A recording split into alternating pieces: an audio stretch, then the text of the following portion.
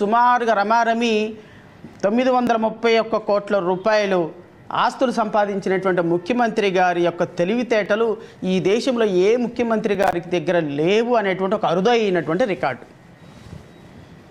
ఆస్తులు పోనీ అప్పులు ఏమైనా చూపించారంటే 10 కోట్ల రూపాయల అప్పులు చూపించలేరు కాబట్టి, చూపించకపోతే బాగాదు కాబట్టి ఒక 10 కోట్ల అప్పులు చూపించాడు. ఇదంతా అఫీషియలే. ఇంకా అన్అఫీషియల్ చెప్పుకుంటా పోతే ఒక 20 లక్షల కోట్ల రూపాయలు.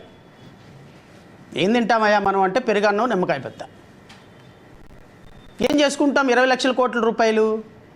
ఎంత సంపాదించాము అంటే ఇక ఈ భూమి అంతరించిపోయేంత వరకు మనం ఒక రాష్ట్రం మొత్తాన్ని పోషించగలిగినటువంటి ఆర్థిక సంపద పోషించినటువంటి ముఖ్యమంత్రి చంద్రబాబు నాయుడు గారు నీతి గురించి, నియమాల గురించి మాట్లాడుతుంటే చాలా వింతగా, కొత్తగా అనిపిస్తుంది.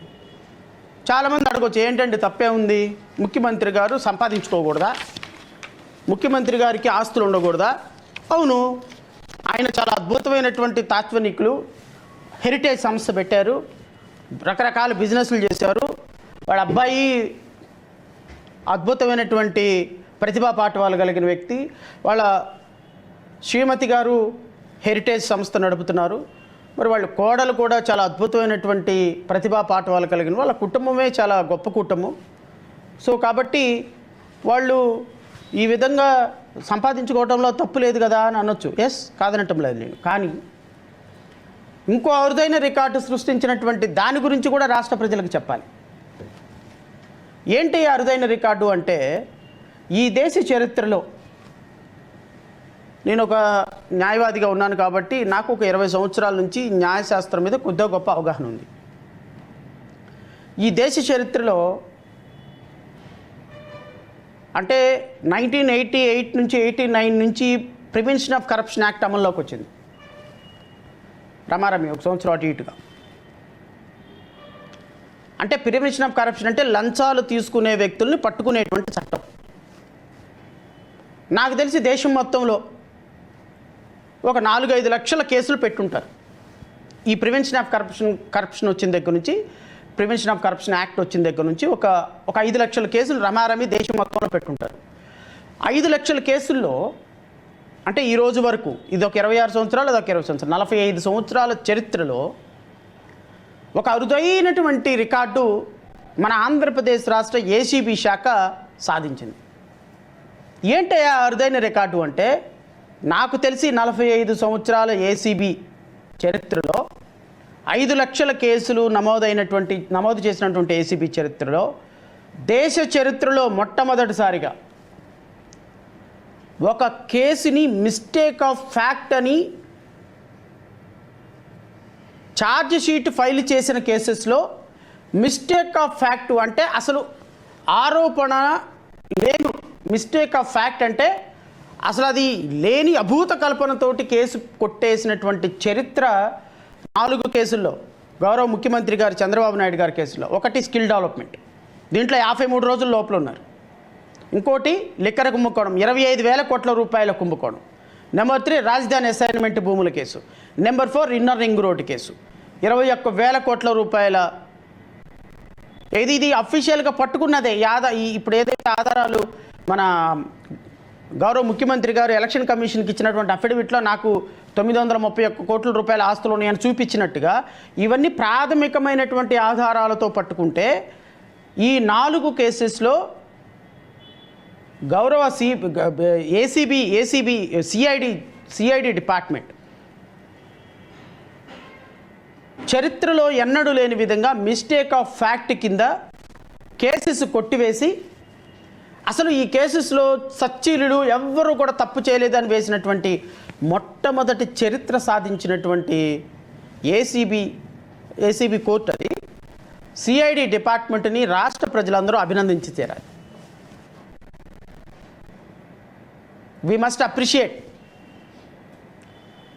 ఆ ఇన్వెస్టిగేషన్ ఆఫీసర్స్ని అభినందించాలి. ఆ ఇన్వెస్టిగేషన్ ఆఫీసర్లు వేసినటువంటి ఛార్జ్ షీట్ని యాక్సెప్ట్ చేసినటువంటి న్యాయస్థానాలని అభినందించాలి. అసలు ఇవన్నీ కూడా చట్టం న్యాయం 4 పాదాల పాటు నడుచుకొని వెళ్ళిపోతుంది, నాకేమీ సంబంధం లేదు అని ఎవరిని ఇబ్బంది పెట్టలేదు, న్యాయం తన పని తాను చేసుకుపోతుంది అని చెప్పినటువంటి గౌరవ ముఖ్యమంత్రి గారిని అభినందించి తీరాలి.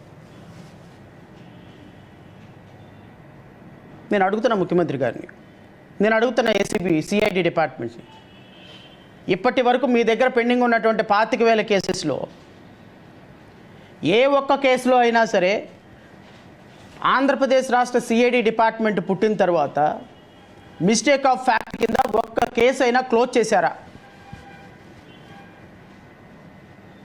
ఒక్క కేసు అయినా క్లోజ్ చేశారా? క్లోజ్ చేయకుండా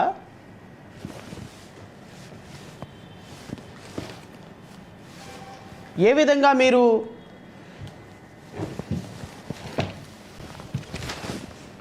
ఈరోజు చంద్రబాబు నాయుడు కేసెస్ని అసలు మిస్టేక్ ఆఫ్ ఫ్యాక్ట్ కింద ఏసీబీ కోర్టులో మెమో ఫైల్ చేస్తారు?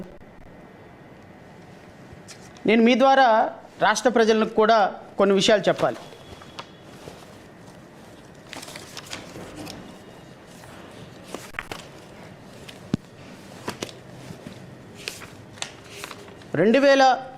First of all inner ring road case గురించి, ఎన్ఆర్ రింగ్ రోడ్లో వచ్చినటువంటి ఆరోపణల గురించి నేను రాష్ట్ర ప్రజలకి వివరించే ప్రయత్నం చేస్తాను. ఇది ఎందుకు అంటే, ఈ దేశంలో న్యాయం అనేది ఒక కమాడిటీ కాదు. రాష్ట్ర ప్రజలు అర్థం చేసుకోండి. ఎందుకు ఇంత తపన పడాల్సి వస్తుంది అంటే, ఒక ముఖ్యమంత్రి తన అధికారంలోకి వచ్చిన తర్వాత సిఐడి డిపార్ట్మెంట్ని, పోలీస్ వ్యవస్థ మొత్తాన్ని మేనేజ్ చేసి కొన్ని వేల కోట్ల రూపాయల ఆధారాలు ఉన్న కేసుని జస్ట్ లైక్ దట్ అని ఒక పేపర్ తోటి క్లోజ్ చేసుకుంటే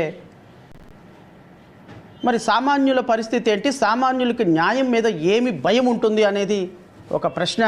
దానికి సమాధానం చెప్పాల్సినటువంటి బాధ్యత మీ మీద, నా మీద లేదా?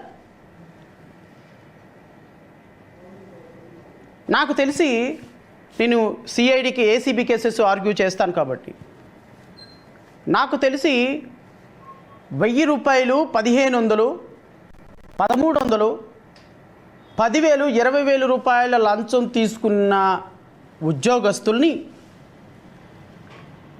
20 సంవత్సరాల పాటు న్యాయస్థానాల్లో నిలబెట్టి బట్టలెప్పదీసి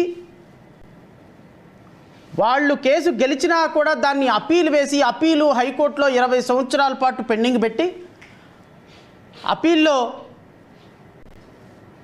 కొట్టివేసినా కూడా వాళ్ళకి రావాల్సిన డబ్బులు ఇవ్వకుండా సర్వనాశనం, నరకం చూపించేటువంటి, ఎంప్లాయీస్కి నరకం చూపించేటువంటి ఏసీబీ డిపార్ట్మెంటు